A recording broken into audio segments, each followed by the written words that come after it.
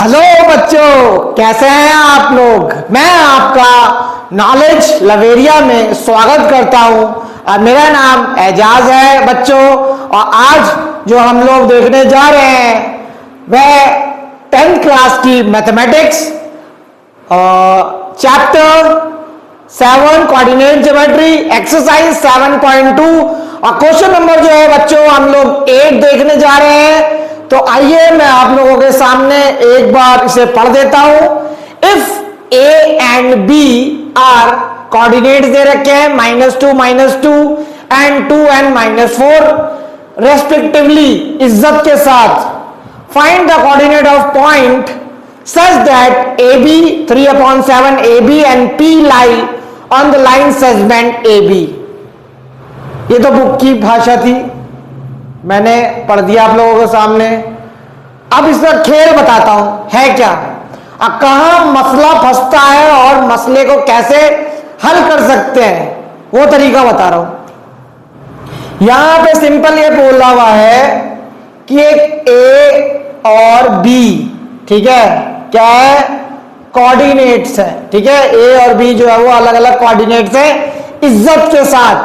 ठीक है, अच्छा, लाइन सेगमेंट वाला वर्ड जो है वो यूज किया गया है। तो लाइन सेगमेंट हम लोगों को पता है 2 पॉइंट होते हैं। इसका कोऑर्डिनेट क्या है, कोऑर्डिनेट ए का -2 और -2।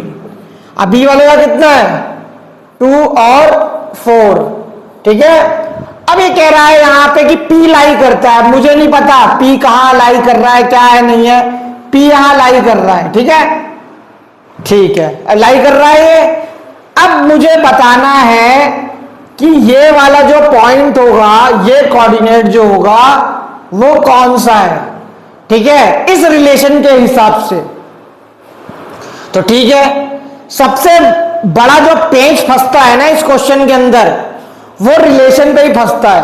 तो पहले रिश्तेदारी ही निकाल लेते हैं हम लोग, ठीक है ना, फिर तो आराम से तुम लोग सेक्शन फॉर्मूला लगा करके कर दोगे।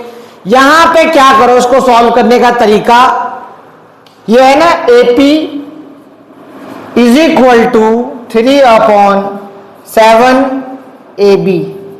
इतना हो गया बच्चों। ठीक है, इस B को जो है वो इधर कर दो क्रॉस करके। ठीक है, तो ये आपको पता है ये मल्टीप्लाई में तो ये डिवाइड में चला जाएगा। तो AP अपॉन क्या हो जाएगा, AB इज इक्वल टू 3/7। यहां तक आप लोगों को मेरी बात जो है वो पूरी तरीके से समझ में आ गई होगी। अब मैं यहां पे क्या कर दूंगा, रेसिप्रोकल कर दूंगा। रेसिप्रोकल का मतलब इसको ऊपर इसको नीचे और इसकी वैल्यू को ऊपर इसको नीचे कर लो। ठीक है, तो यहां पे कितना हो जाएगा, AB is equal to AB upon AP equal to 7/3। इतना खेल हो गया। ठीक है, अब देखो AP तो मेरा वैसे के वैसे ही है शरीफ। ठीक है, अब AB का मसला है तो AB को मैं क्या लिख सकता हूं, AB को मैं लिख सकता हूं AP पॉजिटिव PB। ठीक है, क्योंकि देखो AP प्लस PB क्या बन रहा है, पूरा का पूरा AB बन रहा है। ये तो आप लोग समझ गए होंगे। ठीक है, और यहां पे क्या है, यहां पे है AP और यहां पे कितना हो गया 7/3। अब देखो यहां पे ये खेल करना, ये नीचे वैल्यू जो है वो क्या है, इसका एलसीएम है ना।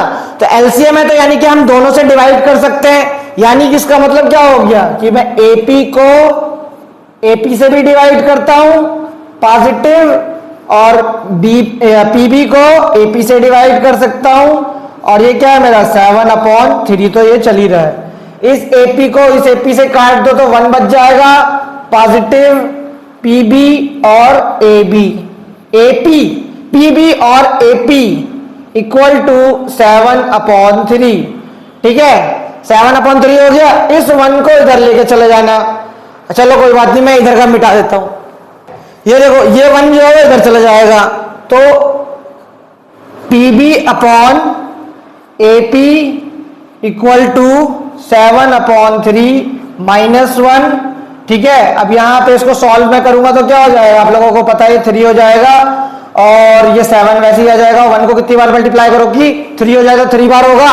तो ये 3 जो है वो इधर मल्टीप्लाई हो जाएगा तो ये कितना हो जाएगा, 3 हो जाएगा। अब ये कितना हो गया, PB अपॉन AP इतना हो गया, तो P B upon A P जो है वो कितना हो जाएगा बच्चों, 4/3 हो जाएगा ये है, इतना हो गया ना। अब इसे फिर रेसिप्रोकल कर दो, ठीक है, मेरा दिल है, ठीक है, तरीका कोई गलत नहीं कर सकता, लेकिन रेसिप्रोकल कर दो। रेसिप्रोकल कर दोगे तो क्या हो जाएगा, A P upon P B equal to 3/4। अब याद रख लेना बच्चों, ये क्या आ गया तुम्हारा, ये रेशियो आ गया। हम जो है वो इसके क्या करेंगे, इसके कोऑर्डिनेट्स निकालेंगे, ठीक है। एक करेक्शन कर लेना है यहां पर, ये जो आपका कोऑर्डिनेट बी है ये क्या है, -4 है बच्चों, ठीक है, -4 है यहाँ पे, इसको कर लेना। पहले वाले पार्ट में मैंने देखा नहीं, ठीक है, अब मुझे ध्यान आ गया यहाँ पर। तो अब यहाँ पे क्या करेंगे, सेक्शन फॉर्मूला लगाता हूं मैं, सेक्शन फॉर्मूला लगाया मैंने। तो आप लोग जानते हैं x इज इक्वल टू क्या होता है, अगर m1 होगा तो x2 होगा इसके साथ, और अगर m2 हुआ तो x1 होगा, और m1 और m2 जो है वो दो तो दोस्त है ही, ठीक है। अब यहाँ पे देखो लेबल कर लेते हैं, ठीक है, ये तो x2 हो गया, ये y2 हो गया, और ये यहाँ पे क्या हो जाएगा, ये x1 हो जाएगा, ये y1 हो जाएगा बच्चों, और ये क्या हो जाएगा आपका m1 हो जाएगा, ये m2 हो जाएगा, ठीक है। अब मैं x के लिए करता हूं, ठीक है, x की वैल्यू निकालता हूं।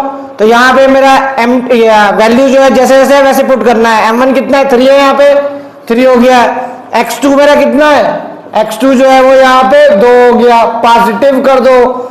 m2 की वैल्यू कितनी हो गई, 4 हो गया, और x1 कितना है बच्चों मेरा, -2 है यहाँ पे, और ये 3 पॉजिटिव 4, तो ये आ ही जाएगा। तो ये x की वैल्यू जो है वो अभी निकालता हूं, ये कितना हो गया, 3 2 6, और 6 माइनस क्या हो जाएगा, 4 2 8 हो जाएगा, लेकिन माइनस का होगा बच्चों, और ये कितना हो जाएगा, 7 हो जाएगा। तो x इज इक्वल टू क्या हो जाएगा, -2/7 हो जाएगा। x की वैल्यू क्या करता हूं, यहां पे लिख देता हूं, ठीक है, एब्सिसा की वैल्यू -2/7। अब y के लिए निकाल देता हूं। तो y के लिए कैसे निकालूंगा, के लिए निकालूंगा मैं यहां पर, तो यहां पे हो जाएगा, अगर m1 है तो y2 होगा, और m2 है तो y1 होगा, और यहां पे क्या हो जाएगा बच्चों, m1 और m2 तो दोस्त है ही, ठीक है।